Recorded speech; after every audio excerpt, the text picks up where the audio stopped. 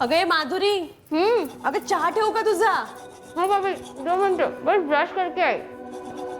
पूनम, नाश्ता देतीस ना? हाँ आ रही हूँ बाबा।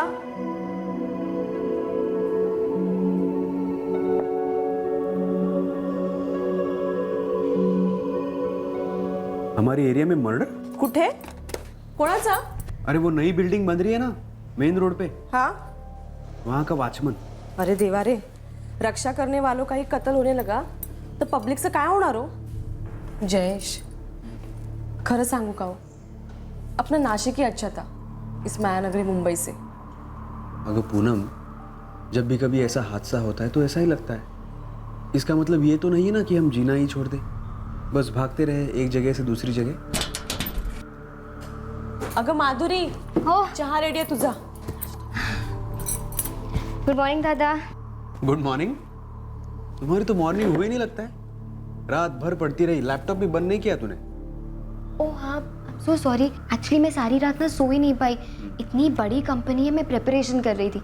आपको पता है ये इंटरव्यू ना तो मुझे कैसे भी करके क्रैक करना ही करना है। अरे तू नहीं करेगी तो और कौन करेगा? 100% नौकरी तुझे ही मिलने वाली है, समझ। अरे माधुरी, तेरा वो डोंगल रिफिल कराना था ना? अच्छा याद दिलाया। दादा वो सारी रात सर्फिंग कर रही थी ना। ये ले।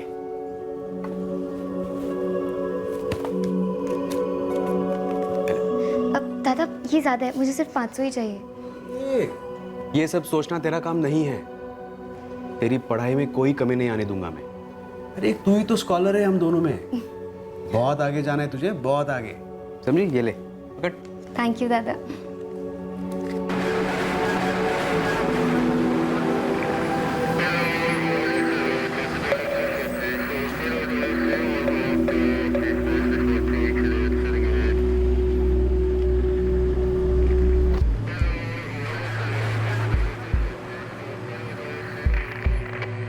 साहब मैं एक कॉन्ट्रैक्टर हूँ इधर का, विशाल सकपाल। वो महेश जगताप को मैंने ही नौकरी पे रखा था।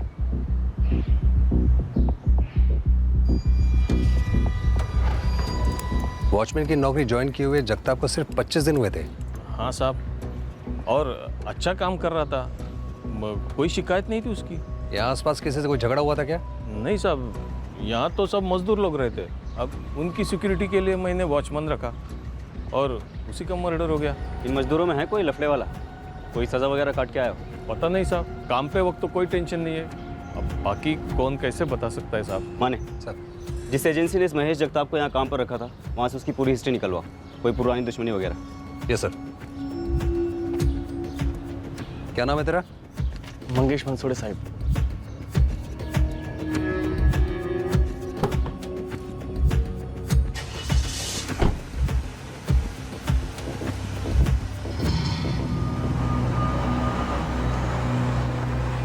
माधुरी साटम ने सुबह के अखबार में उसके घर के पास हुए वॉचमैन महेश जगताप के कत्ल के बारे में पढ़ा था, पर उसे पता नहीं था कि यह पुलिस टीम उसी कत्ल की छानबीन कर रही है। उसे उस वक्त मालूम नहीं था कि उसका इस मर्डर केस के साथ किसी तरह का रिश्ता जुड़ने जा रहा है।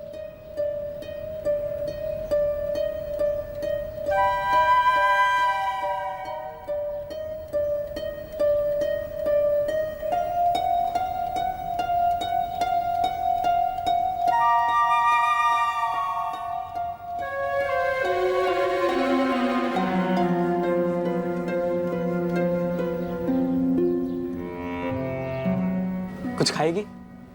तेरे लिए ऑर्डर दूं? नहीं, आईने ने जल्दी कराने को बोला है। तेरे लिए हैंडशिप बैंड। पापा देख लेंगे। तेरे लिए फोन खरीद के दूं? नहीं नहीं, पापा देख लेंगे ना। तो ऐसा क्या दूं जो तेरे बाबा ना देख सके? कुछ नहीं, काय ना का।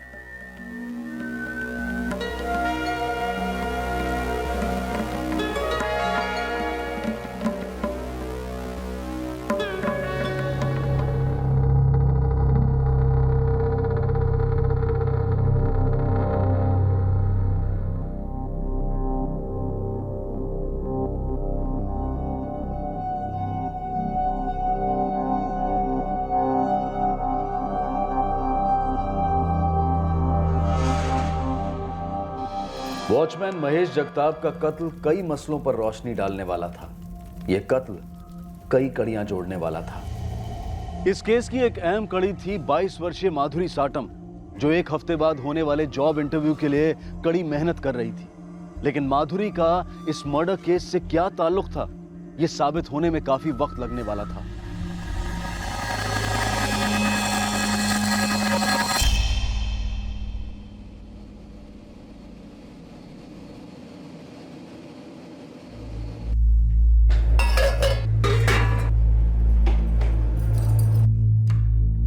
माधुरी, चाय पीने का मन करे तो दूध और अदरक का पानी अलग से उबाल के रखा है, पी लेना। हो भाभी, गुड नाइट। Good night.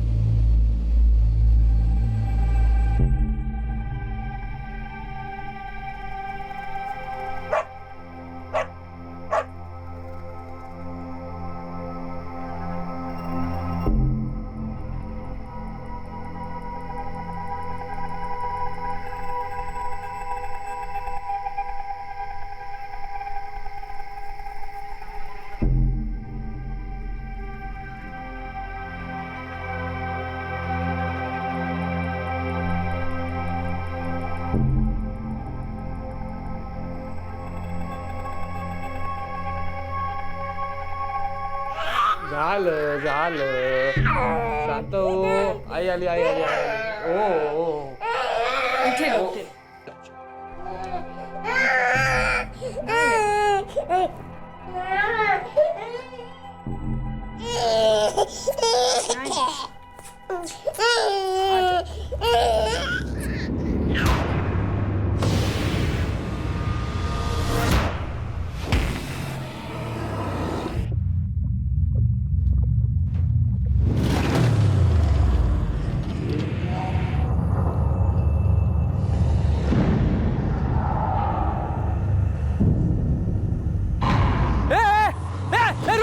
रुक साले.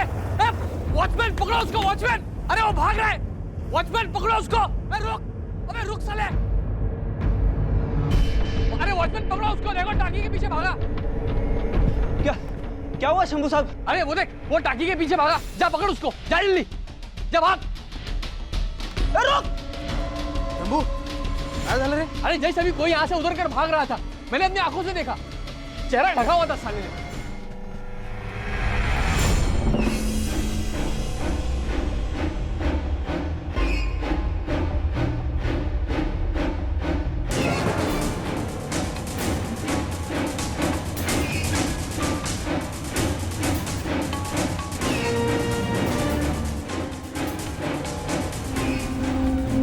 अरे क्या हुआ विष्णु? साहब उधर तो कोई भी नहीं है. भाग गया साला.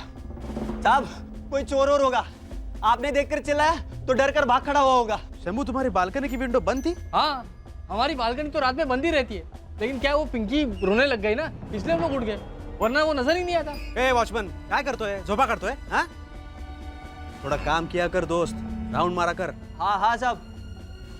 जयेश काळजी घे. हाँ हाँ ओके.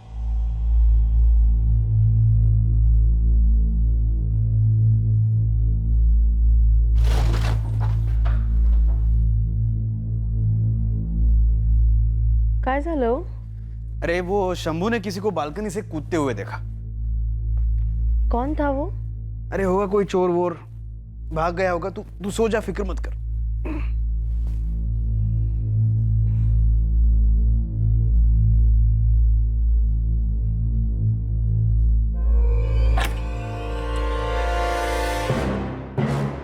पूनम, ये माधुरी ने बाहर से दरवाजा बंद किया है क्या? नहीं, मुझे नहीं मालूम. माधुरी, माधुरी, ए माधुरी, माधुरी, सो गई क्या माधुरी? माधुरी दार उघड. माधुरी, माधुरी, दरवाजा खोलो माधुरी. The number you have called is currently switched off. अगं फोन पण स्विच ऑफ लागतो याचा. अहो, कुछ ना कुछ गड़बड़ है. भला माधुरी हमारे बेडरूम का दरवाजा क्यों लॉक करेगी वो? कहीं कुछ हो तो नहीं गया? शंभू, शंभू लवकर बाहेर ये. शंभू, शंभू, शंभू लवकर बाहेर ये. शंभू, शंभू. काय झालं जयेश? अरे हमारे बेडरूम का दरवाजा बाहर से बंद है. माधुरी बाहर सोती है, वो दरवाजा खोल नहीं रही है आणि फोन पण स्विच ऑफ है. ऊपर आके घर की बेल बजाना. हा थांब आलो मी. लवकर लवकर. माधुरी, ए माधुरी, माधुरी जी, माधुरी, माधुरी दरवाजा उघड ना. माधुरी, माधुरी, ए माधुरी. अहो, माधुरी कभी इतनी गहरी नींद में नहीं सोती. जरूर कुछ ना कुछ हुआ है. विक्रम बोल. जयेश घर की चाबी है तेरे पास? अरे नहीं यार, चाबियां हम हॉल में रखते हैं. तू एक काम कर, तू और शंभू बाहर का दरवाजा तोड़ने की कोशिश कर, मैं अंदर से दरवाजा तोड़ता हूँ. यार वो कह रहा है बाहर से दरवाजा तोड़ दो.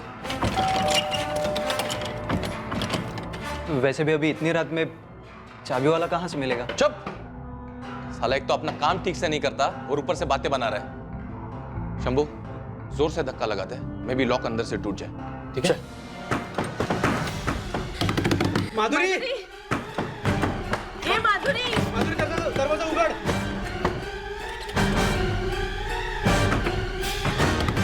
माधुरी,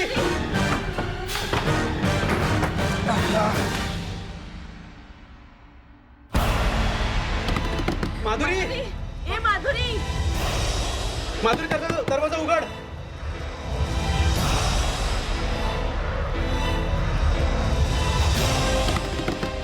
माधुरी, ए माधुरी, माधुरी, ए माधुरी.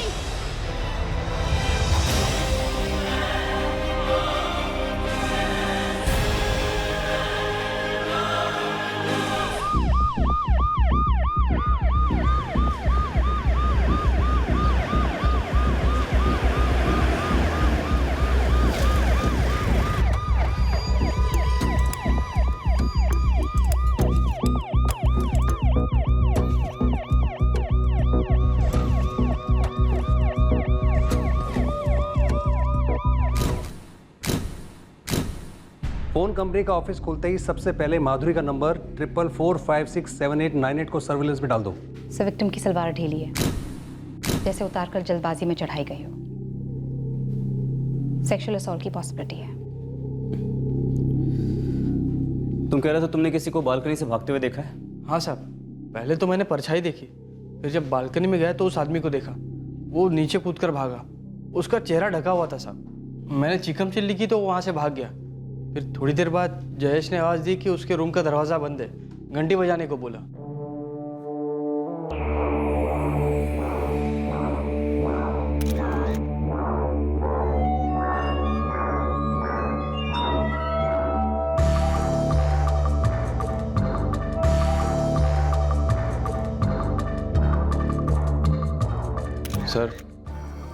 सर हम सबने बाहर से दरवाज़ा तोड़ा और जयेश अपने बेडरूम का दरवाज़ा अंदर से खोलने की कोशिश कर रहा था.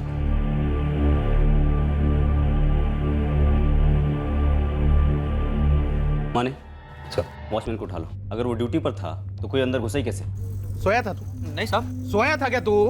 रात को गेट से कोई आते हुए दिखाई नहीं दिया तुझे? हाँ? और आवाज लगाई तो पकड़ा क्यों नहीं उसे? बोल. ये विष्णु, नाव काय त्याचं बोल. नाम बोल उसका, कौन था वो? अरे बोल ना, कौन था वो? तेरा साथीदार था क्या वो? नहीं साहब, ऐसा मत बोलो. मैं तो गेट पर ही था. आयुष्य पर राउंड मार रहा था साहब, लेकिन मुझे नहीं पता वो आदमी कौन था और कहाँ से आया. तेरे को कितनी बार बोला था मैंने राउंड लगाने का? रुको. बार बार. रुको. क्या हुआ तुझे? साहब आड़े हाथों लेना है. हमने इसे हमारी सिक्योरिटी के लिए रखा है और ये रात को राउंड लगाता है क्या करता है पता ही नहीं साहब. मुझे तो दाल में कुछ काला लग रहा है साहब. जैसे ही शंभू साहब ने आवाज लगाई मैं गेट से भागा आया. उन्होंने कहा कि टंकी के पीछे की तरफ भागा है, तो मैं टंकी के पीछे की तरफ भागा. लेकिन साहब वहां पर भी कोई नहीं था. कहाँ गया था? वो उस तरफ. देखा?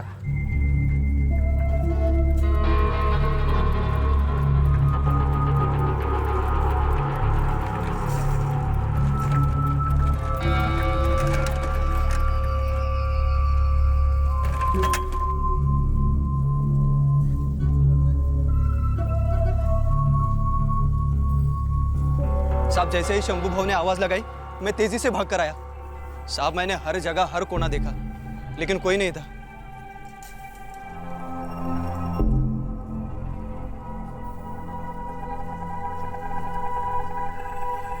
सामने गेट के अलावा अगर कोई यहाँ पर दाखिल होना चाहता है तो इस दीवार से वो आराम से कूद के अंदर आ सकता है। इसीलिए तो इसको काम पे रखा है साहब। इसको साफ साफ बोला था कि नाइट को तुम्हें राउंड लगाना है। कितने लोगों ने इसके खिलाफ कंप्लेंट भी दी है साहब कि रात को गेट के सामने टांगे पसार के आराम से सोता रहता है। नहीं साहब, ये सच नहीं है साहब। आई शपथ में राउंड लगाता हूँ साहब। मैं तो रात को 2 राउंड मार चुका था जब ये हुआ। ना गब्बा समझ लो तेरे को। हाँ बढ़िया। क्या नाम है तेरा? विष्णु कराड़े। सर, इस वक्त जयेश और पूर्णिमा बात करने की कंडीशन में नहीं है। भाई बाबा से बोलना होगा। किस मुंह से बोलूंगा उन्हें? तू मुझे नंबर दे। पोस्टमार्टम तक वेट करते हैं, लेकिन बात तो करनी पड़ेगी इन दोनों से। सर, सोसाइटी की जो दीवार है, चढ़ने वाला बहुत आराम से ऐसे कूद के अंदर आ सकता है। एक ही वॉचमैन है? हाँ सर, एक ही है। उसे गाड़ी में बिठाया। सीधा लॉकअप लेके जाते हैं उसको। जी सर। सर मुझे 2-3 घंटे का वक्त दीजिए, मैं देखता हूँ क्या मिलता है मुझे इस क्राइम सीन से। श्योर, कम। सर पर कंकशन है, किसी ब्लंट ऑब्जेक्ट से वार किया गया है। मौत किस वजह से हुई डॉक्टर? सर पर वार होने से या गला काटने से? सर पर वार पहले हुआ है, पर डेथ गला काटने से हुई है। विंड पाइप बर्स्ट हुई है। और आप इतने श्योर कैसे? क्योंकि विक्टिम का रेप हुआ है इंस्पेक्टर, और रेप के वक्त विक्टिम जिंदा थी। शायद सर पर वार होने के बाद ये बेहोश हुई होगी, और शायद इसी वजह से इसके चिल्लाने की आवाज़ इसके भाई और भाभी को सुनाई नहीं दी, जो उसी घर में दूसरे कमरे में थे।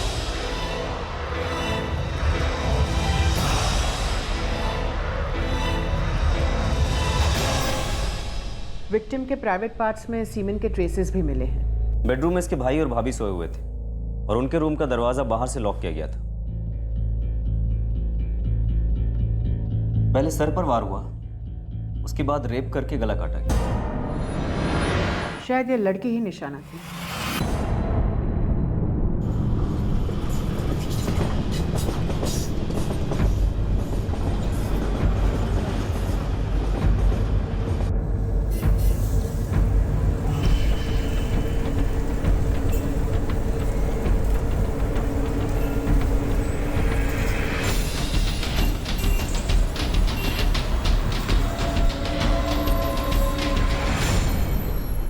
निशाना?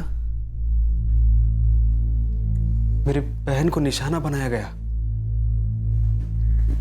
मैं कुछ समझा नहीं सर। हमने पूरे अटैक को रिकंस्ट्रक्ट करने की कोशिश की है, और हम लोग इस नतीजे पर पहुंचे हैं कि तुम्हारी बहन माधुरी को पहले सर पर मारकर बेहोश किया गया, उसके बाद रेप और फिर मर्डर। आप दोनों के कमरे में ना कुछ किया गया और ना ही आप लोगों के साथ कुछ हुआ। ये देखिए, ये है मेन दरवाजा की पिक्चर्स। इसमें साफ दिखाई दे रहा है कि दरवाजा और कुंडी दोनों ही टूटा हुआ है, क्योंकि दरवाजे को अंदर से बंद किया गया था। माधुरी, अगर कोई अंदर आया तो वो बेडरूम की बालकनी से ही अंदर आया होगा, क्योंकि मुझे ऐसा बताया गया है कि बेडरूम की बालकनी की खिड़की खुली थी।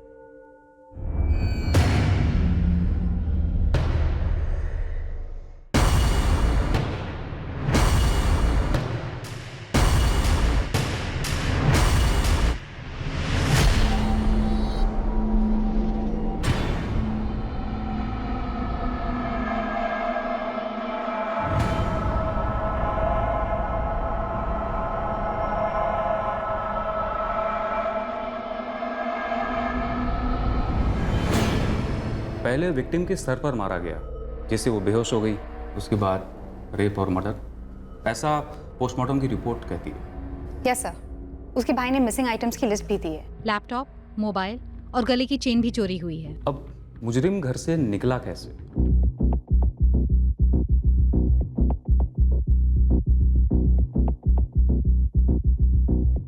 मेरे हिसाब से कल्प्रिट हॉल की खिड़की से नीचे उतरा, वो बेडरूम के बालकनी से बाहर नहीं गया, क्योंकि बेडरूम का दरवाजा तो उसने पहले से ही बाहर से बंद कर दिया था। बेडरूम का दरवाजा भी बाहर से बंद था और मेन दरवाजा भी अंदर से बंद था। अजीब बात है, जहां से आया था उसी रास्ते से क्यों नहीं गया? सर, बेडरूम में चुराने के लिए जयेश और पूर्णिमा दोनों के मोबाइल वहीं थे, और अलमारी भी। शायद टारगेट सिर्फ माधुरी थी। अभी तक जो कुछ भी हमारे सामने आया है उससे तो लगता है कि यही हुआ है। कोई था माधुरी की जिंदगी में? नहीं सर, 4 महीने पहले ही तो वो आई थी नासिक से मुंबई। क्या करती थी नासिक में? मेरे आई बाबा के साथ रहती थी। इंजीनियरिंग पास किया फर्स्ट क्लास में, और यहाँ आके जॉब के साथ साथ MBA करने का भी प्लान था उसका। साहब, हमारी माधुरी बहुत होशियार थी, बहुत मेहनती थी। वो दिन रात सिर्फ पढ़ाई करती थी। यहाँ पर किसी से कोई दोस्ती, कोई अनबन, कोई छेड़छाड़, ऐसा कुछ भी हुआ? नहीं सर, इंटरव्यू देने के लिए घर से बाहर जाती थी और फिर घर आके दूसरे इंटरव्यू की तैयारी में लग जाती थी। मैडम मैं गरीब इंसान हूँ मैडम। 2 पैसे बचाने के लिए कभी कभी डबल शिफ्ट करता हूँ और इसी के कारण कभी कभार आंख लग जाती है। मैडम मैं मानता हूँ मेरी गलती है, लेकिन मैं किसी खूनी के साथ नहीं मिला हूँ। कभी किसी को कॉलोनी के आसपास भटकते हुए देखा था? कभी किसी पर शक हुआ था? नहीं मैडम।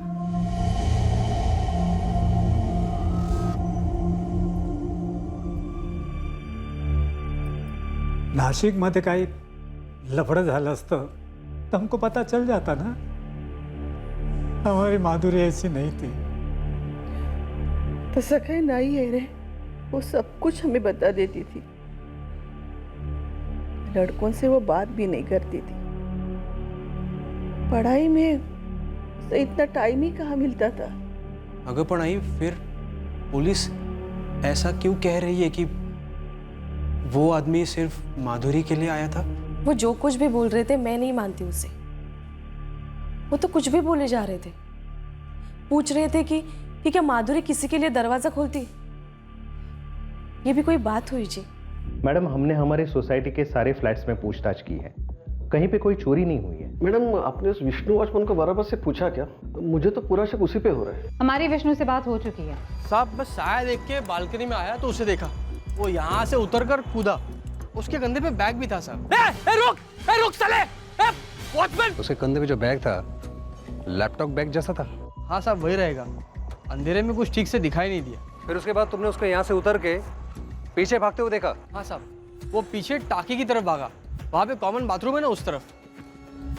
तुम्हें बिल्कुल याद नहीं कि कैसा दिखता था वो? साहब जवान ही रहा होगा, वरना ऐसे ऊपर चढ़ना उतरना, और चेहरे पे कुछ बांधा हुआ भी था। किससे बांधा था? रुमाल से? नहीं साहब, हम लोग वो ठंडी में पहनते ना मंकी कैप, वो बांधा हुआ था, और अंधेरा भी काफी था।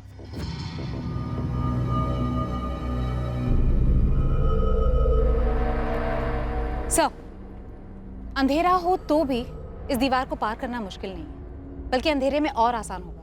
बड़ी अजीब सी बात है।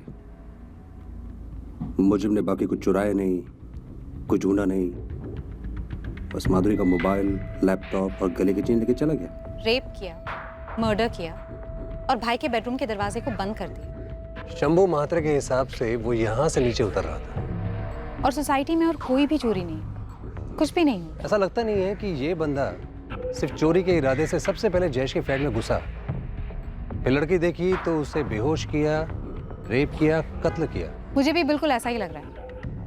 फैमिली को कुछ पता नहीं इस लड़की की पर्सनल लाइफ के बारे में। इसका मतलब ये तो नहीं कि कुछ नहीं हुआ होगा, कुछ तो जरूर है। 22 वर्षीय माधुरी साटम की निजी जिंदगी में क्या चल रहा था? क्या अतीत या वर्तमान की ऐसी कोई बात थी जिसकी परिवार और पड़ोसियों को भनक तक नहीं थी? इस केस की कड़ियां बिखरी हुई थी, उन्हें बटोर कर जोड़ने में ही इस केस का हल छुपा था, और पहली चंद कड़ियां सबसे महत्वपूर्ण साबित हुई। सर माधुरी के कॉल रिकॉर्ड्स आ गए। लगभग सभी कॉल्स उसके पेरेंट्स और उसके भाई भाभी को किए गए हैं। कोई बॉयफ्रेंड नहीं है? सर कॉल रिकॉर्ड से तो सामने नहीं आया। शायद इस नंबर से बात ना होती हो, कोई दूसरा नंबर हो, शायद अतीत का कोई रिश्ता हो।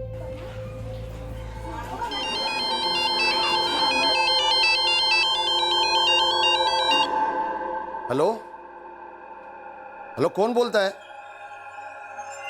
अरे कौन बोलते रे बाबा?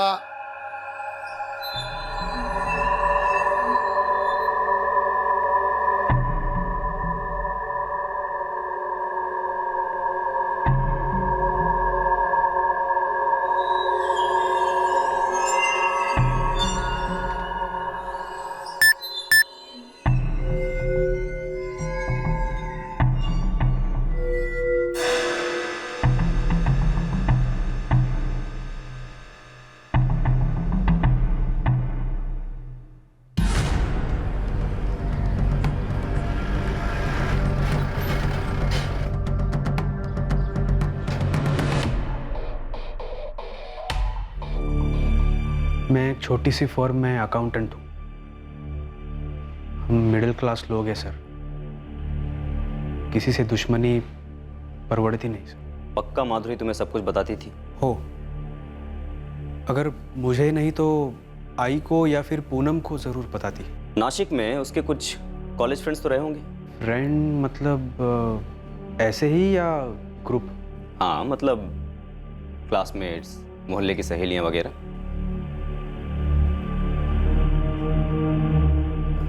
हाँ, माधुरी की एक खास सहेली थी कॉलेज में। वो बहुत बार हमारे घर आई है। नाम? गार्गी नेने। इस गार्गी नेने का नंबर और एड्रेस चाहिए मुझे। ठीक है सबीना, अपडेट देती रहना। सर वो सागर निवास कंस्ट्रक्शन साइट पे जो वॉचमैन पे हमला हुआ था, हाँ, वो निकला आईसीयू से बाहर, आउट ऑफ डेंजर है? सर उसे होश आ गया और सबीना उसका स्टेटमेंट ले रही है। गुड। हम रोज की तरह ड्यूटी पर थे मैडम जी। अचानक से बिल्डिंग के गलियारे में कुछ लाइट्स ऑफ हो गई।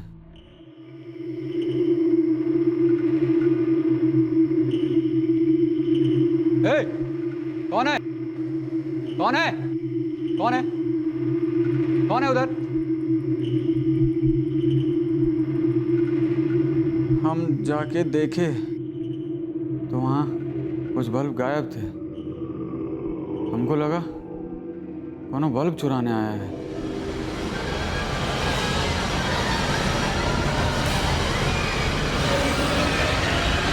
अचानक से हम गिर पड़े बेहोश। हमलावर का चेहरा नहीं देख पाए? कितने थे कुछ बता सकते हो? कुछ भी नहीं देखे मैडम जी। लेकिन मार पड़ने के पहले कुछ भी नहीं देखा? किसी की परछाई या ऐसा कुछ? नहीं मैडम जी, कुछ भी नहीं देखे। वॉचमैन नीलेश पांडे पर आक्रमण वॉचमैन महेश जगताप के कत्ल के बाद हुआ था।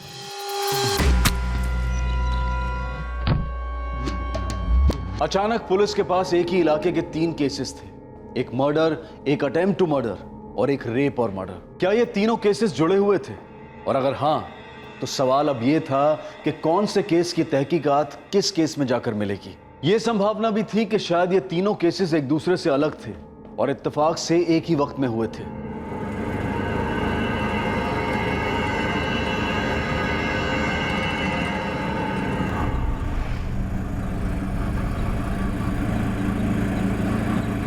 मी मुकेश नेने आणि ही माझी मुलगी गार्गी नेने।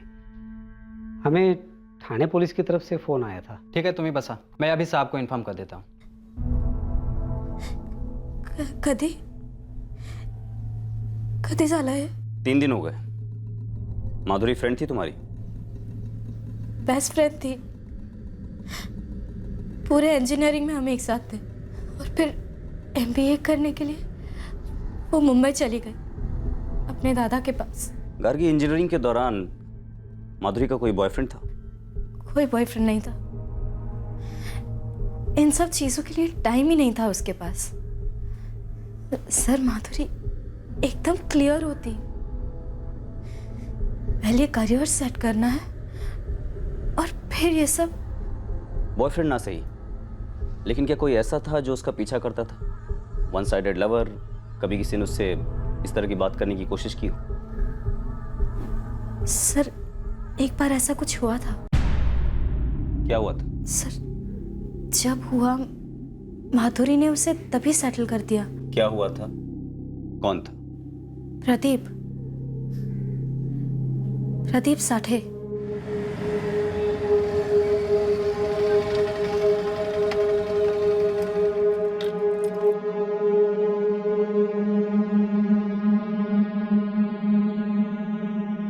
ये प्रदीप साठे स्टूडेंट था?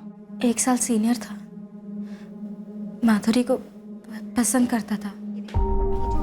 ओ माधुरी मैडम। दिव्या आजा।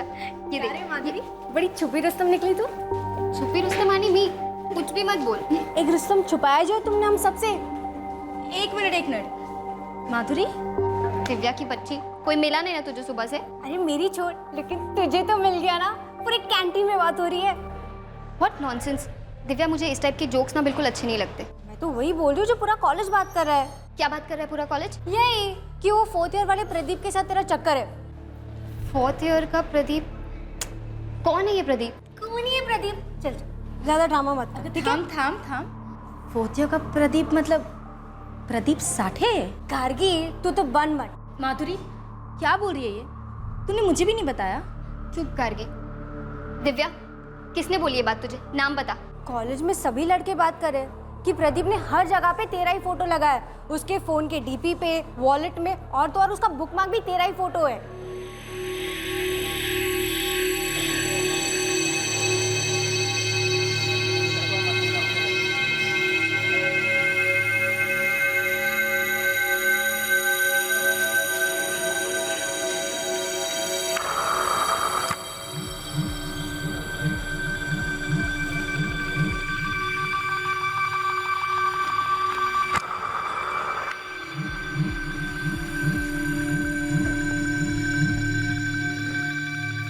माधुरी सच है, मैं अभी आ रही थी तो कुछ लड़कों को बात करते हुए सुना। वो कह रहे थे कि प्रदीप ने उन्हें बोला। पक्का तू श्योर है? हाँ बाबा, प्रदीप साठे 4th ईयर वाला, वो ही। What nonsense is this? मैंने कभी बात तक नहीं की है उससे। इतना लूज टॉक कैसे कर सकता है वो मेरे बारे में? देख बॉस, बिल्कुल डिले मत कर, अभी जा और सीधा कन्फ्रंट कर उसे।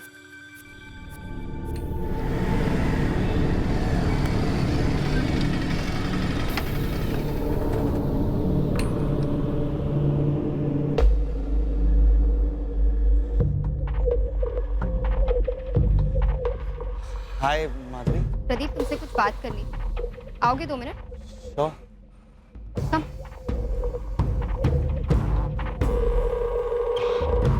प्रदीप, मैं 3 साल से इस कॉलेज में पढ़ रही हूँ। क्या मैंने तुमसे कभी बात की है? कभी हाय हेलो भी किया है? नहीं। कभी तुम्हारी तरफ देखा भी या ऐसे कुछ एक्सप्रेस किया किसी के थ्रू जिससे तुम्हें लगे कि मैं तुम में इंटरेस्टेड हूँ? नहीं। तो फिर क्यों दुनिया भर में बोलते फिर रहे हो कि तुम मुझे लाइक करते हो? क्योंकि मैं सच में तुम्हें लाइक करता हूँ। देखो, अपनी लाइकिंग ना तुम अपनी जेब में रखो, समझे? मेरा नाम क्यों उछाल रहे हो बाहर? मैंने ऐसा कुछ भी वल्गर या इंडिसेंट नहीं कहा है माधुरी। मैंने बस एक्सप्रेस किया अपने दोस्तों को, दैट्स ऑल। देखो, तुम्हारे एक्सप्रेशंस ना मुझे बहुत अनकंफर्टेबल फील करवा रहे हैं। मुझे नहीं पसंद है ये सब कुछ और मैं ये टॉलरेट नहीं करूंगी। अब मैं अपनी फीलिंग्स एक्सप्रेस करने के लिए प्रिंसिपल के पास जाऊं या पुलिस के पास? बोलो। माधुरी ने उसी टाइम हैंडल कर लिया था, हमें लगा सब कुछ नॉर्मल हो गया है। लेकिन सब कुछ नॉर्मल हुआ नहीं था, राइट? हो सर। 1 हफ्ते बाद अचानक से आप एकदम सरप्राइज ही समझ लीजिए। हमने सोचा भी नहीं था कि ऐसा होगा। क्या?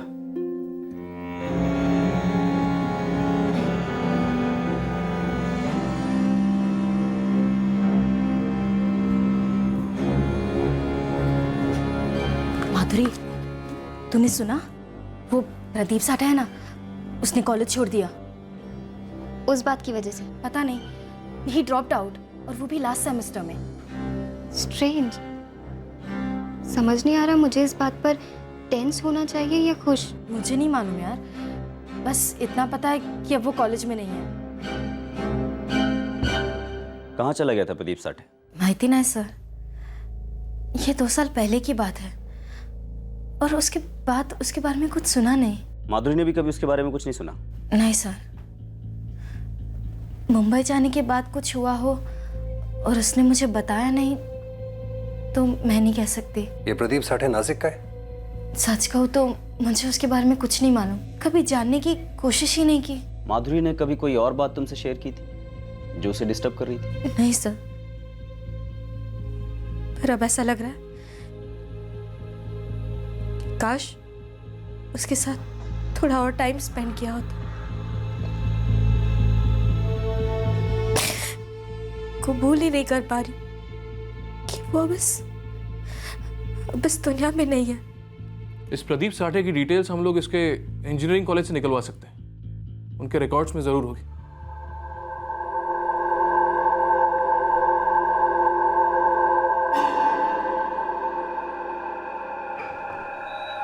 आज डिनर के लिए कहीं बाहर चले, कोई रोमांटिक सी जगह?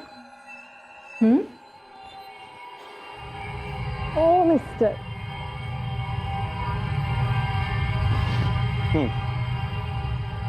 अगर ऑफिस में वर्कलोड कम हुआ तो 200%। अरे इतने फ़ोन और मैसेज करूँगी कि ऑफिस वाले खुद बोलेंगे जाओ यार जाओ। Okay madam.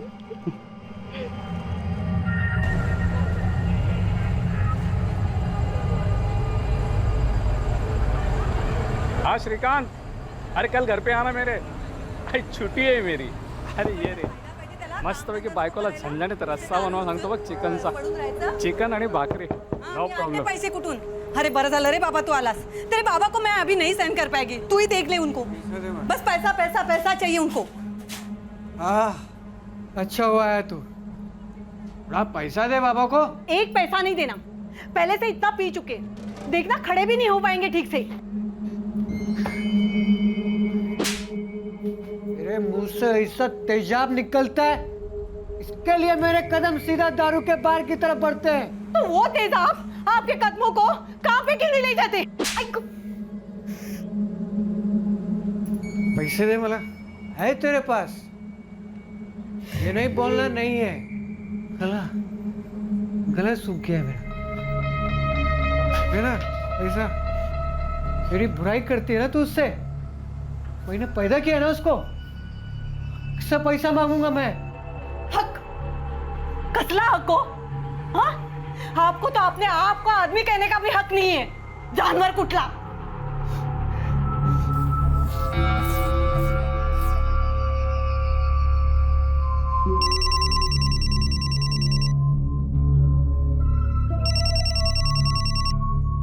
Hello, Pradeep Sathe. या स्पीकिंग। आप कौन? मैं इंस्पेक्टर अनिल मराठे बोल रहा हूँ। किस बारे में बात करनी है सर? एक भयंकर मर्डर हुआ है, उस बारे में। भयंकर मर्डर? मुझसे क्या जानना चाहते हैं आप? प्रदीप, एक लड़की का मर्डर हुआ है और उसका नाम है माधुरी साटम। माधुरी साटम? ये नाम सुन के कुछ याद आया तुम्हें?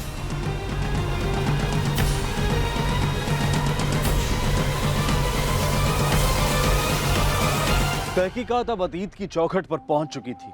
अब जरूरत थी उस दरवाजे के खुलने की जो वर्तमान के इस अजीब केस की कड़ियों को मिला देता। जिस इलाके में माधुरी रहती थी और कत्ल हुआ था, वहां उसी दौरान कई और जुर्म भी हुए थे और माधुरी के केस को सुलझाने में पुलिस को उन सभी केसेस के चक्रव्यूह से गुजरना पड़ा। इन केसेस के बीच का बेतरतीब कनेक्शन साबित करना पुलिस के लिए एक बहुत बड़ा चैलेंज था और पूरी तहकीकात एक दिलचस्प मोड़ से होते हुए आगे बढ़ी।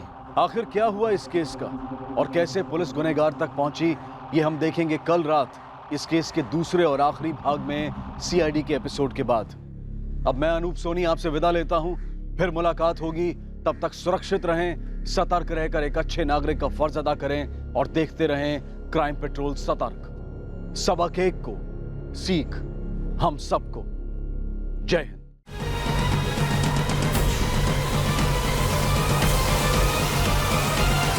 मैं खुद शॉक्ड हूँ सर, माधुरी के बारे में सुनकर। और अपनी करनी पर कोई शौक? ये क्या आरोप लगा रहे हैं सर? माधुरी मेरा पास था। ठीक नहीं था, एक खट्टा सा स्वाद रह गया था दिल में कहीं। ऐसा कुछ भी नहीं था सर, किसी को लाइक करना कोई क्राइम नहीं है। ठीक है, मैंने जिस तरह से अपने दोस्तों को बोला वो गलत था, पर मुझे अपनी गलती का एहसास उसी वक्त हो गया था। अब मैं अपनी फीलिंग्स एक्सप्रेस करने के लिए प्रिंसिपल के पास जाऊं या पुलिस के पास? माधुरी, आई एम सॉरी। मैं तुमसे पूछने ही वाला था। क्या? यही कि जो मैं तुम्हारे लिए फील करता हूँ। फिर वही बात, तुम पागल वागल हो क्या? मैं तुम्हारे बारे में तो क्या किसी के भी बारे में ऐसा फील नहीं करती, और आज के बाद मेरे बारे में किसी से कोई बात मत करना। माधुरी, दिल से कह रहा हूँ सॉरी, आगे से ऐसा कभी नहीं होगा। तुम्हारे सॉरी बोलने से ना कुछ ठीक नहीं हो जाएगा। जो बकवास फैलाकर रखी है ना तुमने कैंपस में, जाके पहले उसको ठीक करो। अगर अगली बार मुझे ऐसी किसी अफवाह का सामना करना पड़ा ना, तो तुम्हें मेरे स्ट्रिक्ट एक्शंस का सामना करना पड़ेगा। मुझे बहुत शर्म आई, इतना गंदा लगा अपने आप के बारे में कि मैं अपनी शक्ल माधुरी को कभी नहीं दिखाना चाहता था, इसलिए मैंने वो कॉलेज ही छोड़ दी। और तुम्हें लगता है कि तुम्हारा ये हृदय परिवर्तन वाला झूठ हम लोग मान लेंगे? सर, आप लोग क्या मानेंगे या क्या नहीं मानेंगे वो मैं नहीं जानता, लेकिन कॉलेज छोड़ने के बाद आज 28 जून 2016 को मैंने माधुरी का नाम पहली बार सुना। प्रदीप, कॉलेज छोड़ने के बाद और क्या क्या किया तुमने? मैंने दूसरा कॉलेज ज्वाइन किया और अपनी इंजीनियरिंग कंप्लीट की। फिर उसके बाद जॉब की। अपनी दोस्त अंकिता से मुझे सच्चा प्यार मिला, जिससे मैंने शादी की। अब मैं सेटल्ड हूँ सर, और माधुरी से मेरा दूर दूर तक का कोई वास्ता नहीं है। लेकिन दूर दूर से सुपारी तो दी जा सकती। ऐसा नहीं है सर। मैं मानता हूँ कि आप लोगों की इन्वेस्टिगेशन आप लोगों को मेरे पास तक ले आई है, पर वो मेरा पास था जो आप लोगों को मेरे पास तक लाया। मैं अपना पास भुला चुका हूँ सर। वो मेरे लिए क्लोज चैप्टर है। मैं जाऊँ सर? लेकिन फोन चालू रखना, हम लोग कभी भी फोन कर सकते हैं। सर प्रदीप साठे ने इस साल माधुरी को कोई फोन या कोई मैसेजेस नहीं किए। लगता तो नहीं है इसने कुछ किया होगा, पर फिर भी अतीत के घाव, खासकर ये इश्क मोहब्बत वाले, अक्सर नासूर बन के पनपते रहते हैं। पूरा चिट्ठा खुलवाता हूँ इसका पिछले 2 सालों का। सर इस प्रदीप साठे को पूरी तरह से हम रूल आउट तो नहीं कर रहे, लेकिन एक तरह से हमारे हाथ में कुछ है नहीं। चलो अभी के लिए मान लेते हैं कि प्रदीप कातिल नहीं है, तो फिर कौन है? कौन है जिसे माधुरी से इतनी नफरत थी, इतना गुस्सा था? सर 4 महीने पहले तो माधुरी मुंबई आई थी एक नई जिंदगी बनाने के लिए। होनहार थी, मेहनती थी, कोई उससे जल गया क्या?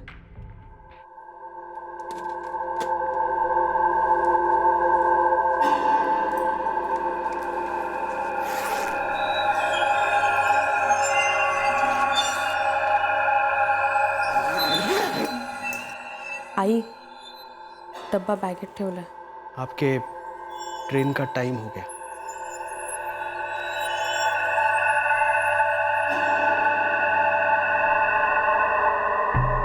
आई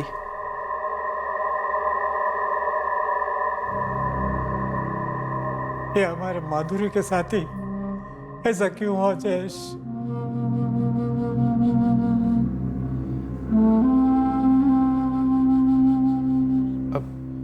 मैं क्या बोलूं बाबा, मेरे पास बोलने के लिए कुछ है ही नहीं। कोई था या? अब ये सब सोच के क्या होने वाला है। माधुरी तो गई, अब सब पुलिस के हाथ में है। जब पता करेगी तब पता चलेगा क्या सच था क्या नहीं।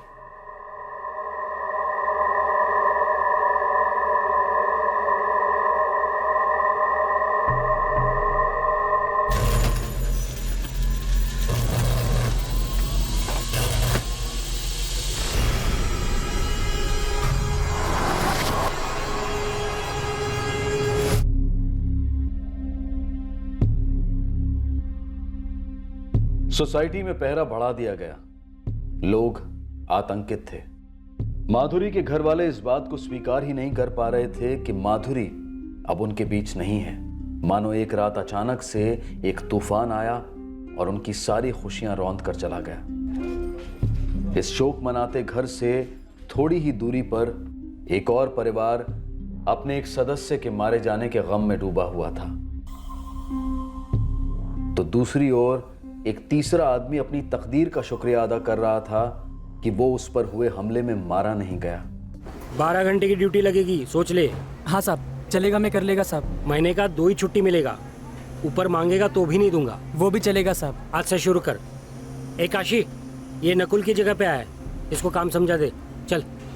माधुरी साटम रेप और मर्डर केस में कड़ी इन्वेस्टिगेशन के बावजूद भी पुलिस के हाथ ऐसा कोई सुराग नहीं लगा था जो कि उन्हें मुजरिम तक ले जा पाता। दरअसल पुलिस गलत दरवाजों पर दस्तक दे रही थी, पर जब सही दरवाजा खुला तो सबको जबरदस्त शौक लगा।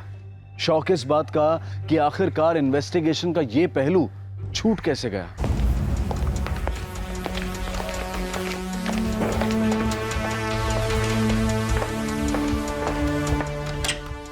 मैं कम सर? यस कम इन। पूरा शहर दहशत की गिरफ्त में है। एक कंस्ट्रक्शन साइट पे वॉचमैन का मर्डर, एक जवान लड़की के घर में घुसकर उसका रेप और फिर उसके बाद उसका मर्डर, एक वॉचमैन पर अटैक। बस मैं यही चाहता हूं कि ये तीनों केस जल्द से जल्द सॉल्व हो जाए। हम लोग काफी कड़ी इन्वेस्टिगेशन के साथ साथ प्रिवेंटिव कदम भी उठा रहे हैं। नाइट पेट्रोलिंग डबल कर दी गई है और खबरी ओवर टाइम कर रहे हैं। पर मैं चाहता हूं कि ये काम और भी फास्ट हो। विजय, मैं चाहता हूं कि माधुरी साटम का case crime branch local police के साथ हैंडल करे। बाकी 2 केसेस पे भी इंटेलिजेंस और प्रोग्रेस शेयर होगी। सच कहें तो इस केस को अभी तक हमने हर एंगल से टटोला पर कुछ नहीं मिला। माधुरी साटम का फोन अभी भी सर्विलांस पर है? यस सर, पर अभी तक कोई एक्टिविटी रजिस्टर नहीं हुई है। और वो दोनों केसेस महेश जगताप और नीलेश पांडे? दोनों में इन्वेस्टिगेशन चल रही है सर, लेकिन अभी कोई रिजल्ट हाथ नहीं लगा। महेश जगताप अटैक में मारा गया और नीलेश पांडे बच तो गया, लेकिन वो अटैकर्स को देख नहीं पाया। हमें इन दोनों वॉचमैन पे हुए अटैक की फाइल की कॉपी चाहिए। जी, मैं आपके ऑफिस भिजवाता हूँ। इन तीनों केसेस में कुछ कनेक्शन लगता है। एक दिन छोड़कर एक दिन 3 अटैक होते हैं एक ही इलाके में। एक काम करते हैं, आपस में काम बांट लेते हैं, लेकिन फोकस एक ही रहेगा। हम इन तीनों केसेस को एक केस की तरह देखें। जी विजय जी, बिल्कुल ठीक कह रहे हैं आप। काम बांटते हैं लेकिन तीनों केसेस को एक ही केस की तरह हैंडल करते हैं। सर, तीनों केसेस की एफआईआर मंगवा लेता हूँ। नरेश, माधुरी साटम रेप और मर्डर केस का एंगल पर्सनल हो सकता है, लेकिन हालात पर गौर करें तो कुछ और ही है। एक काम करते हैं, इन तीनों केसेस पे अपनी पूरी ताकत लगा देते हैं। सर, माधुरी साटम का घर और सोसाइटी एक बार चल के देख ले। अभी चलते हैं।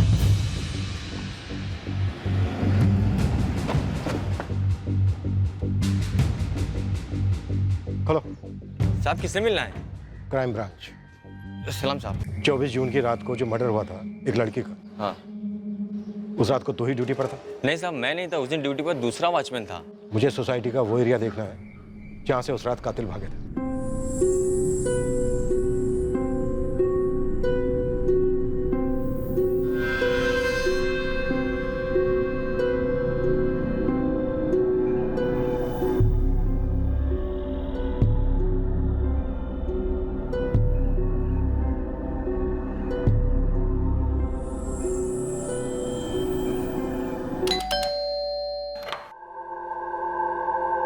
क्राइम ब्रांच, हमें आपका एक बार घर देखना है। Thank you.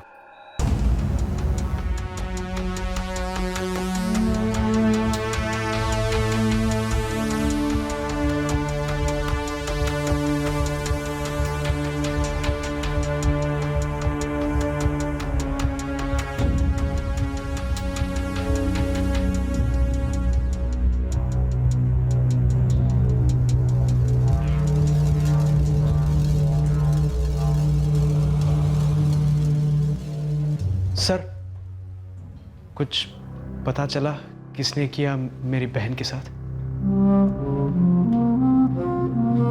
अभी तक तो कुछ पता नहीं चला है, लेकिन हाँ, हम उस तक पहुंचेंगे जरूर। हमारे इलाके के उस वॉचमैन के मर्डर की खबर पड़ी ना साहब, तो हमने सपने में भी नहीं सोचा था कि हमारे घर में कुछ ऐसा होगा। और मेरी इकलौती बहन थी साहब, 22 साल की, बहुत कुछ बनना चाहती थी। जो आपकी बहन माधुरी के साथ हुआ है ना, वो हम किसी दूसरी लड़की के साथ नहीं होने देंगे। नरेश, ये भी तो हो सकता है कि रैंडमली बिना कुछ सोचे कोई शख्स या गिरोह ऐसे ही लोगों पर अटैक कर रहा है। अभी कुछ देर के लिए माधुरी साटम का कोई पर्सनल एंगल होने की पॉसिबिलिटी को एक तरफ रखते हैं और इन दोनों केसेस पे देखते हैं। हाँ बोलो विजय साहब। ये मुझे किसी गैंग का काम लगता है। लेकिन हमने सभी चोरों के गैंग से उठवाया था। दोबारा उठाओ, दोबारा अच्छे से धुलाई करो। अगर ये कोई नया गैंग भी है तो पुराने गैंग से ही कोई टिप मिलेगी। जी नरेश, महेश जगताप केस की सारी डिटेल्स ले लो। हम साइट पर जा रहे हैं। Right sir. I am sure वहां से कुछ ना कुछ जरूर मिलेगा।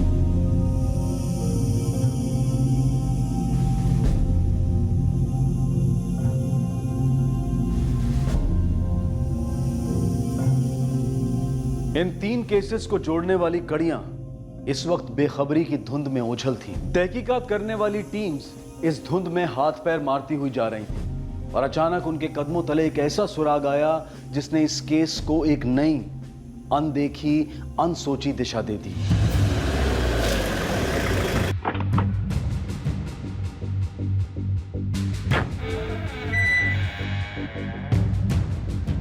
जी क्राइम ब्रांच।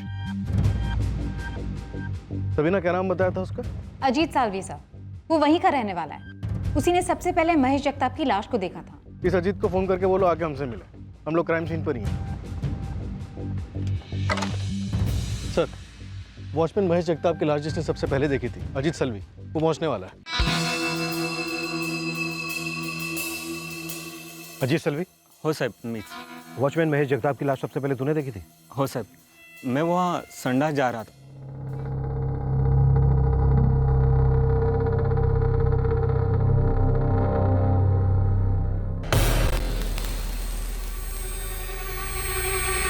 मैं सामने वाले वॉचमैन को आवाज लगा रहा था सर। सामने वाला मतलब मिल कंपाउंड का गेट वाला? हो साहब, वही। फिर सब लोग इकट्ठा हुए, बस्ती के लोग भी आए। वहाँ गेट पर 2 वॉचमैन हैं। हाँ सर, वो पहले भी थे वही। वही दोनों वॉचमैन ना जो आते वक्त दिखे थे? हाँ सर। 20 जून की रात को तुम दोनों ड्यूटी पर थे? जी सर, हम दोनों ही ड्यूटी पर थे और उस दिन हमारी नाइट शिफ्ट थी। नाम क्या है तुम दोनों का? जी, मैं सुरजीत सिंह। जतिन भाटिया। ये जगताप की यूनिफॉर्म और तुम दोनों की यूनिफॉर्म अलग अलग एजेंसी से हो? जी सर, हमें मिल कंपाउंड के लिए रखा गया है। अब वो मजदूरों की बस्ती की सुरक्षा के लिए कॉन्ट्रैक्टर विशाल करंदे ने दूसरी जगह से आदमी मंगवाया था। सर, महेश जगताप बस्ती के पिछले वाले हिस्से में पहरा देता था और वहाँ रहने वाले मजदूरों की हिफाजत करता था। तुम दोनों मिलके सामने वाले गेट के वॉचमैन मजदूरों की बस्ती के पीछे वाली साइड पर नहीं जाते थे? जी सर। और वहाँ का वॉचमैन महेश जगताप कभी सामने वाले गेट पर नहीं आता था? जी सर। नरेश, कॉन्ट्रैक्टर विशाल को बुलाओ। नहीं सर, 24 जून की रात, मेरा मतलब 25 जून की सुबह को जो वारदात हुई, माधुरी साटम का रेप और मर्डर, उसके बाद वहां से कोई केस रिपोर्ट नहीं हुआ है। ये 5वीं बार हो गया। आप लोग हमें खाली पीली फोकट में रगड़ रहे हो। तुम लोगों में से कौन अंडरग्राउंड गया? किसी बिल्डर या सेठ को मारा होता तो समझे, कोई वॉचमैन की सुपारी क्यों देगा या लेगा? ऊपर से उस मैडम का केस, दोनों में कुछ कनेक्शन बनता नहीं है सर। कनेक्शन बनाना हमारा काम है रसूल।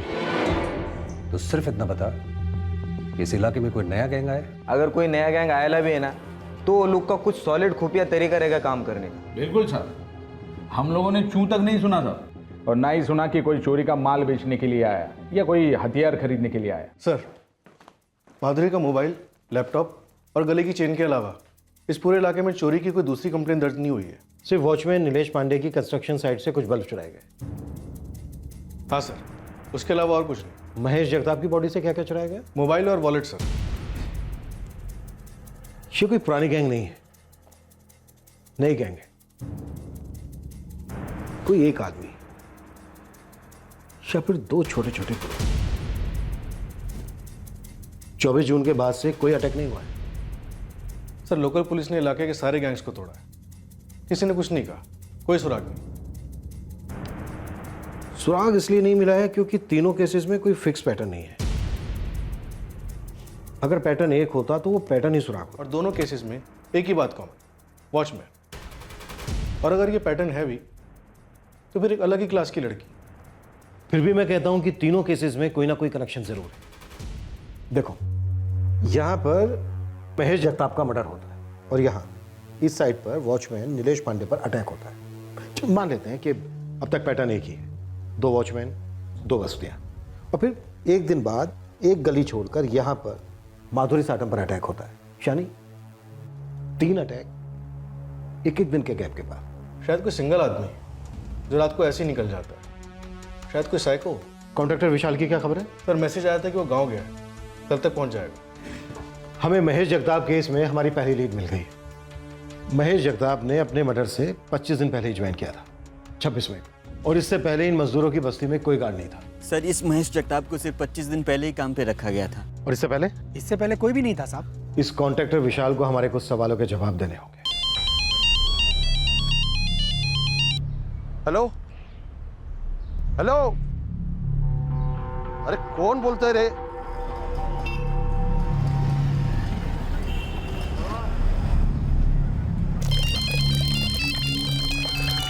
हेलो, अरे कौन बोलते रे बाबा? हेलो हेलो,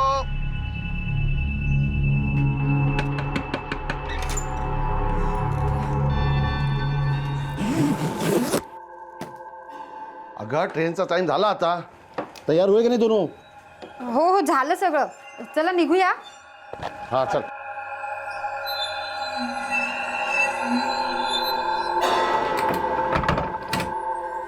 तेव्हापासून तुम्हाला बोलतोय. हो. आता या की लवकर आता. चल राखी चल लवकर.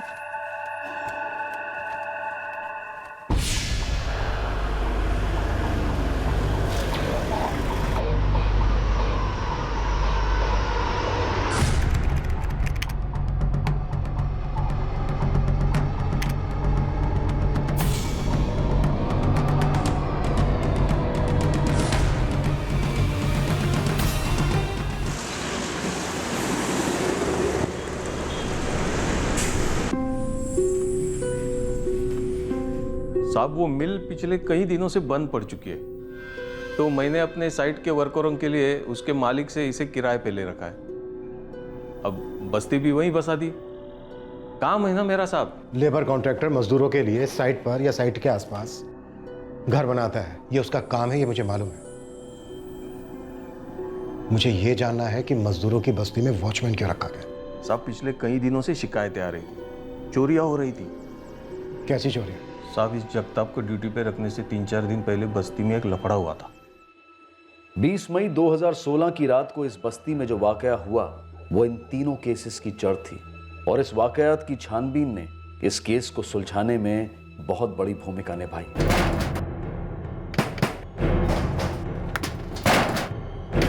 क्या हो रहा है यहाँ? कौन पत्थर मार रहा है?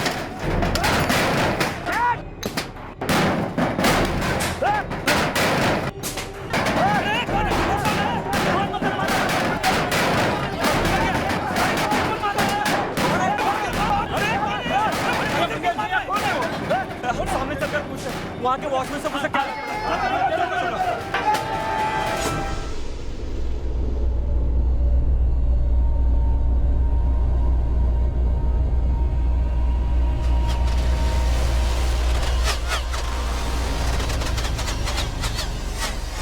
अगले दिन कई मजदूर आए साहब शिकायत करने। किसी के मोबाइल चोरी हुए थे, किसी के पैसे चोरी हुए थे, किसी के बर्तन तक चोरी हुए थे साहब। घरों में से? जी साहब।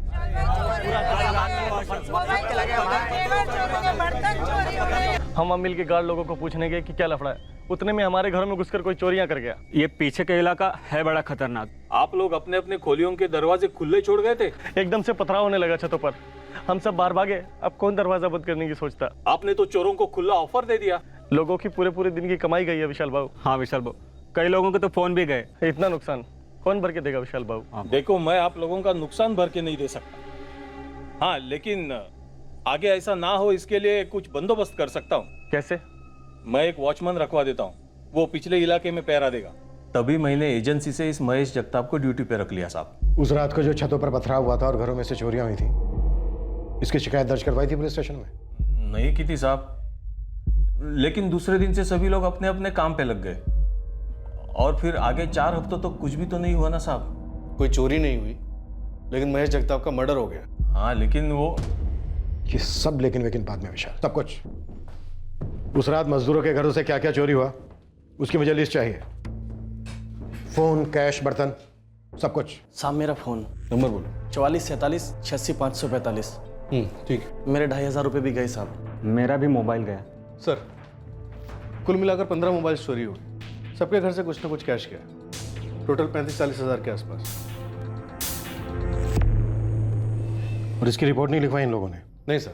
जितने भी मोबाइल चोरी हुए हैं सबके कॉल रिकॉर्ड्स निकालो, तुक्का लगाते हैं, हो सकता है निशाना सही लग जाए। मुझे नहीं लगता है किसी एक आदमी का काम है, शायद कोई गैंग है, और इतना नया कि अभी तक रडार पर नहीं आया है। विजय जी हमसे एक चूक हो गई कि पिछले वाले गेट पर पहले गार्ड था ही नहीं। इस बात को हमने टटोला नहीं, चेक नहीं किया। चुराए गए नंबर की कॉल डिटेल्स आ जाए, शायद वो नंबर की कड़ियां हैं इन केसेस को जोड़ने वाली।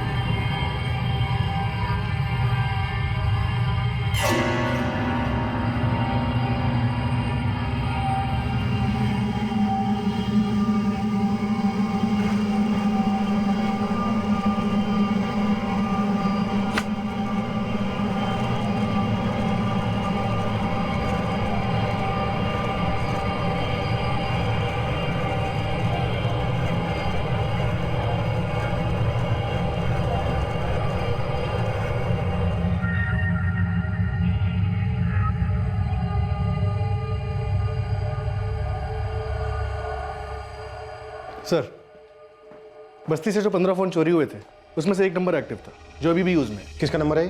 मंगेश बनसोड़े। 4447865545। 444786545। इस नंबर से पिछले 3 हफ्तों से सिर्फ एक ही नंबर पे कॉल किया गया, 444120090। ये किसका नंबर?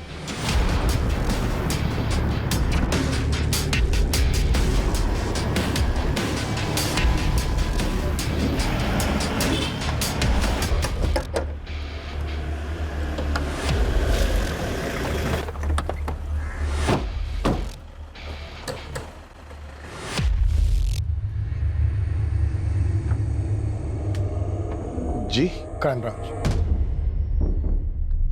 444120090। तुम्हारा है नंबर? हो साहब। क्यों? तुम्हारे इस नंबर पर पिछले 3 हफ्तों से 444786545 इस नंबर से कई बार कॉल आया है। इसका है नंबर? मेरे को मालूम नहीं साहब। आप नंबर बोलो साहब, मैं लगाता है अपने मोबाइल पे। 444786545। The number you have called is currently switched off. बंद है साहब। तो किसका नंबर है मेरे को मालूम नहीं साहब। ये नंबर जिसकी हम बात कर रहे हैं, ये चुराया हुआ नंबर है। और इस चुराए हुए नंबर से तुम्हारे इस नंबर पर कई बार कॉल आया है। साहब मैं ये नहीं कहूंगा कि आप गलत बोल रहे हैं, पर मेरे को अभी याद आया साहब, ये नंबर से मेरे को बहुत बार फोन आया साहब। ये देखिए। एक मिनट सर, इस नंबर से कोई मैसेज भी है, 2 जुलाई को किया गया। राजीव।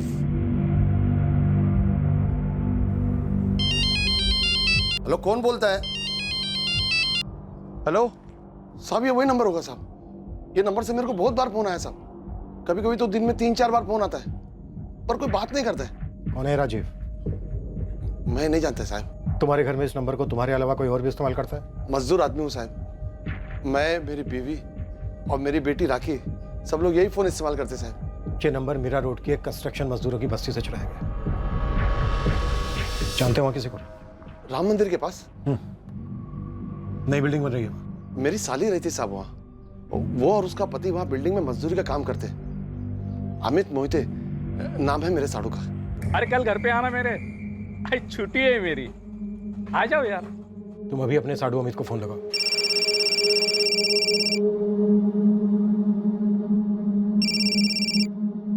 हेलो, हाँ वसंत भाऊ, बोला बोला। अमित, तू किसी राजीव को जानता है उधर?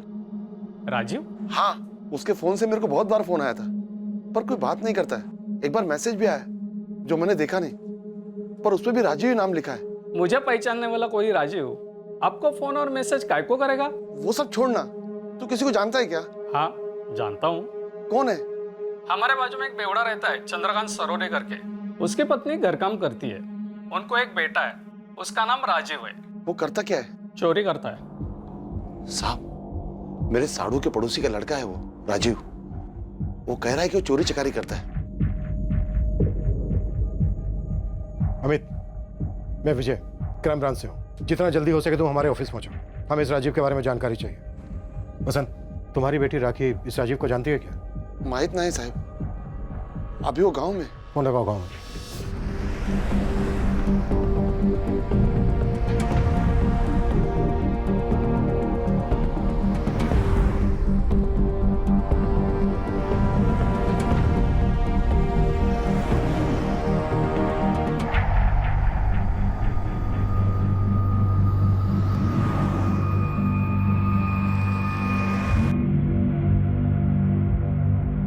बाबा, अब आप मुझसे ये सब क्यों पूछ रहे हैं? जवाब दे पहले तू मेरे सवाल का। तू वो राजीव को जानती है क्या? वो बाबा, जानती है मैं। ये वही राजीव तो नहीं जो तेरे मौसी के पड़ोस में रहता है? वो बाबा। तू मौसी क्या रहने जाती थी, तभी जान पहचान हुई तेरी उससे? वो बाबा, अब आप बोलोगे क्या किया है उसने, क्या हुआ उधर? ये सब मेरे को नहीं मालूम। पुलिस वाले बोल रहे थे कि उसको पता नहीं चलना चाहिए कि पुलिस उसको ढूंढ रही है। आज के बाद तू उससे एक शब्द भी बात नहीं करेगी। बोला ना, बात नहीं करेगी।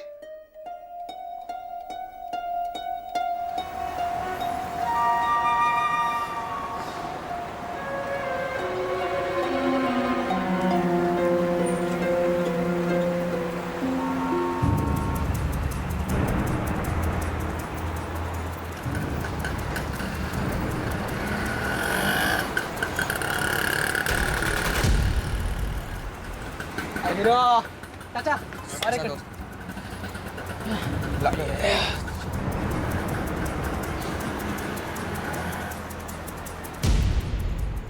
चैतन्य नगर में सर, 2 और लोग साथ में हैं।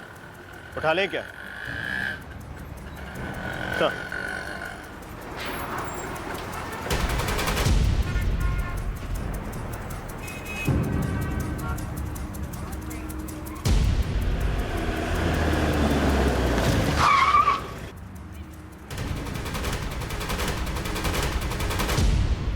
चल। कौन हो तुम लोग? काय झालं? क्राइम ब्रांच, चल बताते तुझे काय झाला। सब क्या करें सब मैंने कुछ नहीं किया। सिर्फ 17 साल का है मेरा राजीव। मैं और मेरा बच्चा ही घर चलाता है साहब। उसका बाप बेवड़ा और नालायक है। आप उसको छोड़ दो साहब, कुछ गलतफहमी हुई है आपको। अगर कोई गलतफहमी हुई है तो हम उसे सुधार लेंगे। चुराया हुआ मोबाइल मिला है उसके पास। फोन साहब, फोन तो मुझे रास्ते पर पड़ा मिला था। और क्या क्या चीजें मिली थी तुझे रास्ते पर पड़ी हुई? और कहाँ है वो सब? छोड़ दो ना साहब, आप लोगों को ना सच में गलतफहमी हुई है। सब सीधा साधा लड़का हूँ, बाप बेवड़ा है मेरा, माँ का हाथ बटाने के लिए नौकरी करता हूँ साहब। आर के मिल कंपाउंड में मजदूरों की बस्ती पर पथराव, फिर चोरी, उसके बाद वहां के वॉचमैन महेश जगताप का मर्डर, फिर सागर लक्ष्मी निवास बिल्डिंग के नीलेश पांडे पर हमला, उसके बाद श्री सुनेत्रा अपार्टमेंट की माधुरी साटम का रेप और मर्डर। क्या बोल रहे हो साहब? मैं होटल में वेटर का काम करता है, चाय कॉफी का बिल फाड़ता है साहब, और आप वो कितना बड़ा बिल हमारे नाम पे फाड़ रहे हो? कुछ किया है क्या तुम लोगों ने? बोल दो साहब को कुछ किया है तो। साहब, आप लोगों ने गलत लोगों को अंदर किया है। सर एक मिनट।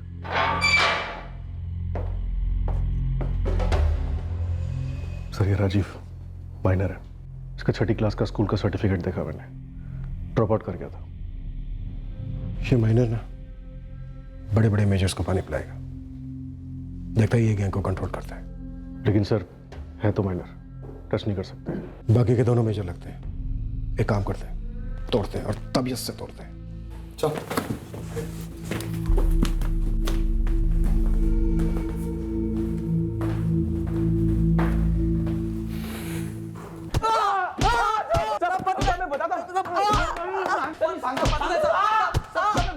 साहब मैं बताता हूँ साहब। हम लोग ने सारा कांड किया, हर जगह हम लोग थे, लेकिन इसके पीछे पूरा का पूरा दिमाग वो राजीव का था। वो प्लानर है हमारा, बॉस भी।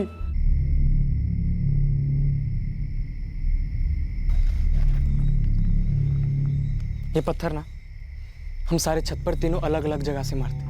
अपना गुड लक सही रहा तो सारे लोग डरकर दरवाजा खोलकर भागेंगे। उतने में ही हम अंदर जाकर झाड़ू मार लेंगे।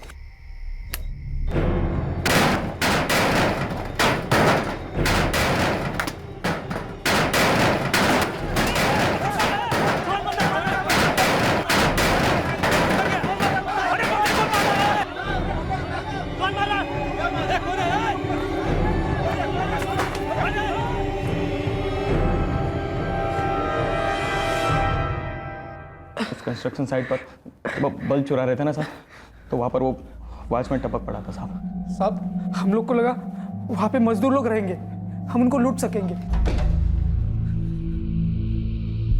महेश जगताप, हम लोग वो बस्ती में जब दोबारा लूटने गए तभी वॉचमैन था उधर। तभी राजीव बोला हम लोग को कि साले को खत्म कर दो, फिर इस बस्ती में कोई वॉचमैन बनने का डेयरिंग नहीं करेगा।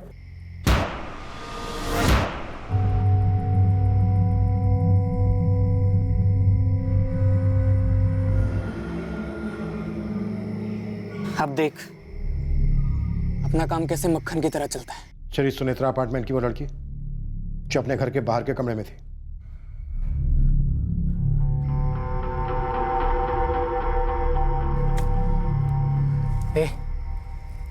इधर का वॉचमैन गेट पर सोया रहता है। सुन बे राजीव, अब बस्ती लूटना एक अलग बात है।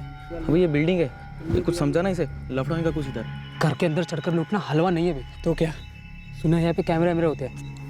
ये देख, ये ना खास बिल्डिंगों के लिए बे, अपन को थोड़ा बड़ा तो सोचना पड़ेगा ना, वरना सारी लाइफ बस्ती में रहेंगे हम लोग। मुझे कुछ भी ठीक नहीं लग रहा है। अबे नहीं आने का है ना तो मत आओ तुम। नहीं जाते अंदर।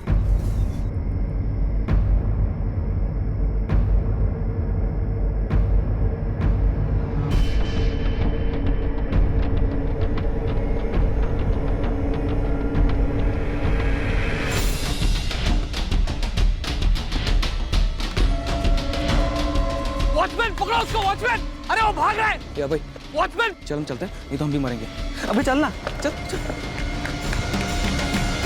हम बिल्डिंग में गए नहीं थे साहब, हम बाहर से ही कट लिए थे। हम लोग को नहीं मालूम कि राजीव फ्लैट में क्या क्या किया। दूसरे दिन अखबार पढ़ा तब समझ में आया कि ये क्या क्या कांड करके रखा है। सिर्फ राजीव गया था अंदर? हो साहब। हाँ साहब। जो सामान चुराया था कहाँ है वो? हमारे बस्ती के पीछे खाड़ी की जमीन है, वहीं पे सामान छिपाया।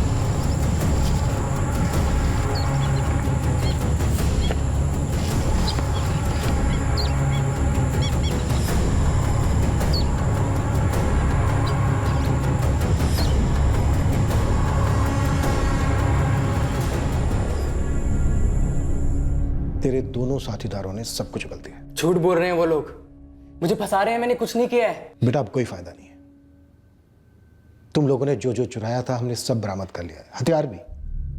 तुम्हारी बस्ती के पीछे जो खाड़ी है ना, वहां से तेरे दोनों खास दोस्त दिनेश और अभय, दोनों का कहना है कि गैंग का बॉस तू है। वो दोनों तेरी सुनते थे। सब बोले वो लोग? हाँ ऐसा ही बोले। वो बोले कि सारी चीजें तू तय करता था, तू सोचता था, सारी प्लानिंग तेरी होती थी, वो दोनों तेरा हुक्म बजाते थे। वो लोग मेरी सुनते थे साहब, मैं छोटा हूं उन दोनों से। मालूम है मुझे, जानता हूं मैं, लेकिन ये मैं नहीं कह रहा, वो कह रहे। अगर उन लोगों ने कुछ नहीं किया तो लूट का बराबर हिस्सा क्यों लिया उन लोगों ने? वो लोग कह रहे हैं कि सब कुछ तूने किया। अगर वो लोग वहां मौजूद नहीं थे और उन लोगों ने कुछ नहीं किया तो लूट का बराबर हिस्सा भी नहीं मिलना चाहिए था उन लोगों को। बकायदा गैंग बनाई थी हमने, उन्हें सब पता था कि हम क्या करने वाले हैं। राजीव वो दोनों ये भी कह रहे हैं कि श्री सुनेत्रा अपार्टमेंट में सिर्फ तू गया था, वो लोग वहां नहीं गए थे, और माथुर के फ्लैट में जो भी हुआ वो तूने अकेले किया। हाँ साहब। मेरी ये समझ में नहीं आ रहा है कि तुम माथुर के फ्लैट में गया कैसे होगा।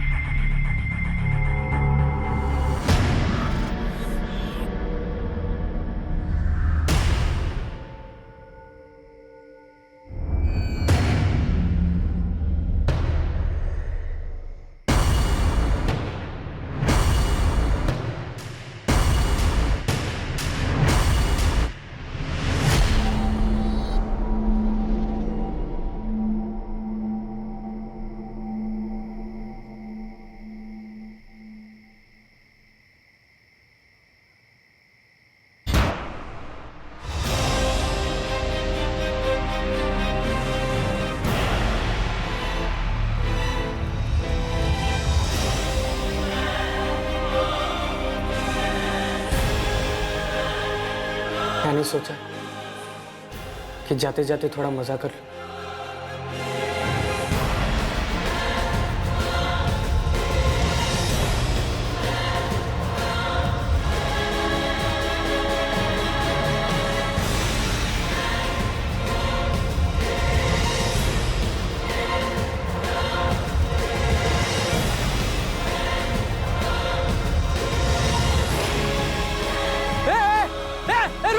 रुक चले, वॉचमैन पकड़ो उसको, वॉचमैन! अरे वो भाग रहा है, वॉचमैन पकड़ो उसको। माधुरी का लैपटॉप है सर, उसका मोबाइल भी बरामद हो गया। तू सच में 17 साल का है? हाँ साहब। साहब और एक बात। बोल। वो लोग जो बोले कि मैं बॉस हूं गैंग का, ये बात सच है। और साहब ये भी बात सच है कि लूट का बराबर हिस्सा तीनों में बढ़ता था।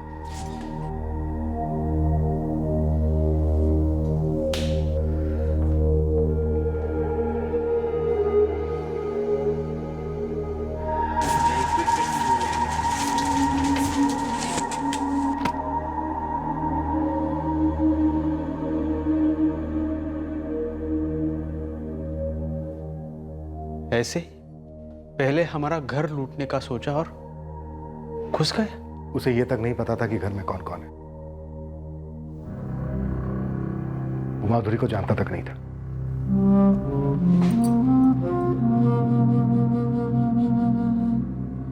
महेश जगताप के घर वाले भी बुरी तरह से चौंक गए हैं ये जानकर कि एक नाबालिग लड़के ने अपने 2 बालिग दोस्तों के साथ मिलकर महेश का कत्ल सिर्फ इसलिए कर दिया ताकि बस्ती वाले घबरा जाएं।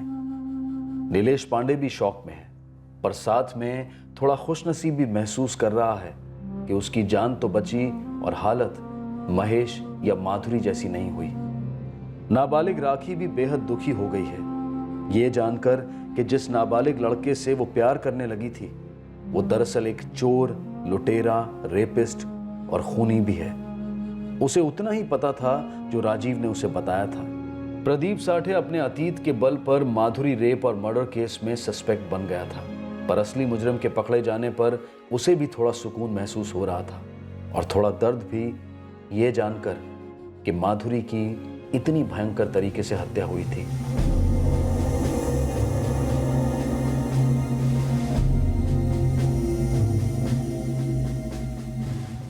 राजीव के दोनों साथीदार इस वक्त जुडिशियल कस्टडी में हैं। राजीव खुद जुवेनाइल कस्टडी में है। ये तीनों केसेस बेतरतीब थे। राजीव और उसके 2 साथीदार रैंडमली अपना निशाना चुनते थे। राजीव और उसके साथियों का किसी भी विक्टिम के साथ कहीं से कोई निजी रिश्ता नहीं था। राजीव की गिरफ्तारी के कुछ ही दिनों बाद उसके पिता ने आत्महत्या कर ली। इसके पीछे कारण सिर्फ इतना था कि उनके पास शराब पीने के लिए पैसे नहीं थे। तहकीकात के दौरान राजीव की मोडस ऑपरेंडी सामने आई। वो ज्यादातर मोबाइल फोन और कैश की तलाश में रहता था और उसके माँ बाप को इस बात का पता भी था। बाप का शराबी होना या गरीबी को दोष देकर राजीव का इतनी कम उम्र में क्रिमिनल होना ये जस्टिफाई नहीं किया जा सकता।